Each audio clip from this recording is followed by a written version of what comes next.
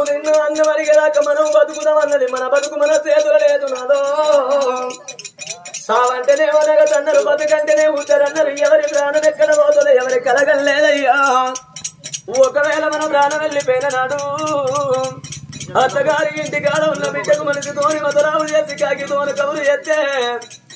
చెల్లల్లో ఉన్న బిడ్డ తెలకెల్ల ఉన్న బిడ్డ కోత కోసేటి బిడ్డ కొడలాడవారే సింహోత మోసేటి బిడ్డ మోపాడవారేసి అయ్యో భగవంత మావయ్య ప్రాణం వెళ్ళిపోయినదాటనని దబ దబ దబ దబ ఇంటికి ఉరికి వచ్చి చేతుల 10 రూపాయలు లేకపోయినా పక్క పంట ఇంటికాడ 50 రూపాయలు అప్పలుకొని కన్న పిల్లలను ఎత్తుకొని చేసుకున్న బట్టలు ఎత్తుకొని అత్తగారు ఊళ్ళ బస్టాండ్ల బస్సు ఎక్కి అమ్మగారు ఊళ్ళ బస్టాండ్ల బస్సు దిగి బిడ్డ ఏడవాడాలి